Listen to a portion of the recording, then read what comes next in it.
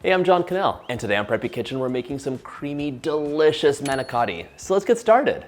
First off, set your oven to 350 and bring a large pot of salted water to a boil over medium-high heat. And don't be stingy with the salt, it really gives you some flavor. All right, I would say at least 2 tablespoons of salt. Pop it onto medium-high heat, cover it up, and now we can prep the filling. As soon as our water comes to a boil, we're gonna add our manicotti in. In the meantime, we have to shred 1 cup of grated parmesan. If you haven't had homemade manicotti, you're missing out. This is a really easy dish that's hearty, comforting, and just delicious. You can make it with so many different substitutions. And once you assemble it, you just pop it into the fridge and cover it for up to 3 days and then bake it off on demand. It's so easy. My Parmesan's done and my mozzarella's already shredded, so grab a big bowl and we're gonna mix everything up together and talk about some substitutions you could do.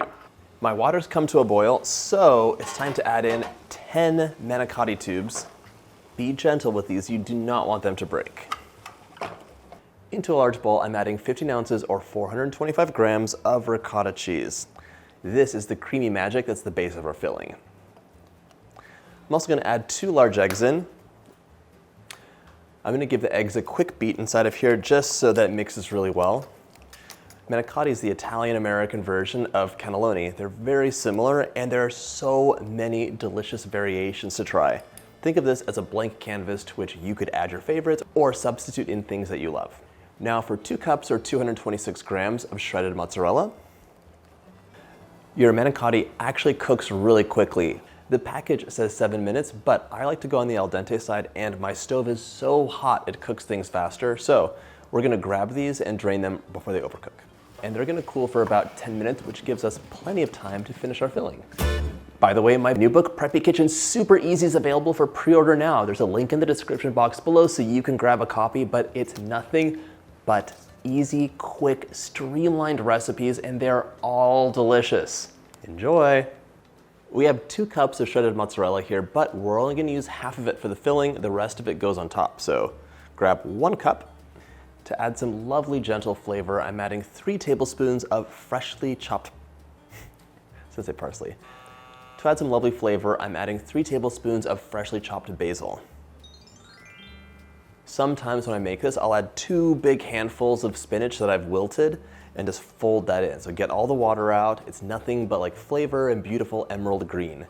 If you want to make this even more substantial, you can fold in some ground meat that you've cooked and seasoned appropriately. So really make this your own. These tubes can hold so many delicious things. One of my pet peeves is a bland, cheesy filling. So add 1 teaspoon of salt to really let you taste things. Otherwise you're just getting like dull cheese notes. There's no flavor.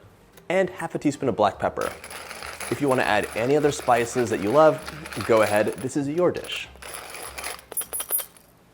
Stir this together until it's well combined and all your flavors are distributed. Mix your cheeses, the eggs, as well as your basil and Italian seasoning, salt and pepper together, and just distribute everything nicely. This will fill your manicotti tubes and make a delicious, creamy filling.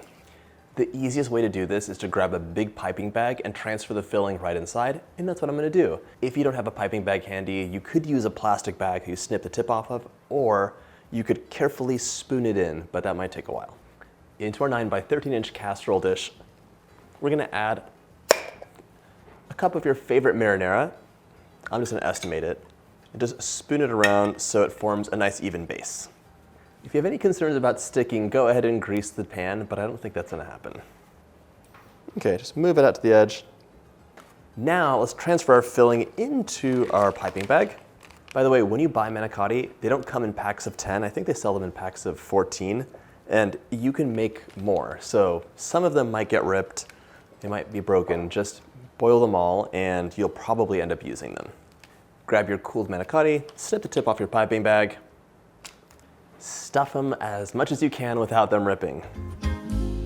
If you love delicious things, but you haven't subscribed to the channel, hit that sub button and check out all my playlists. Tons of delicious things and 2 new videos every single week. Place that lengthwise in the pan and repeat. Some people who want ultimate creamy decadence use a bechamel sauce instead of marinara, which can be delicious. I like the acidity of the marinara though. It contrasts with the cheesy filling.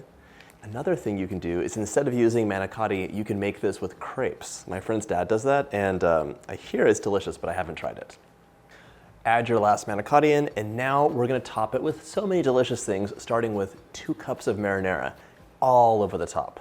And once again, I'm gonna eyeball this. It's fine. You just don't want the pasta to be exposed to the oven air because that'll dry it out. Like, it'll re-dry the pasta and be so crunchy. Covered. Just get it all coated, and you can use the back of your spoon to coat everything completely and get a nice even layer of that marinara. Finish this off with the remaining cup of shredded mozzarella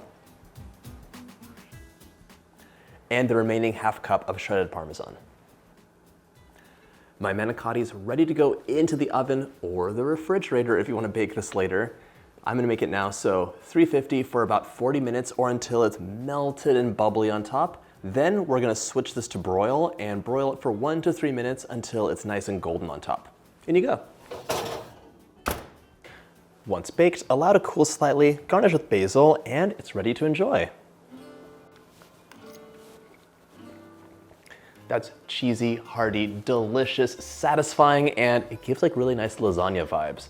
I hope you get a chance to make this recipe, and if you like this video, check out my pasta playlist.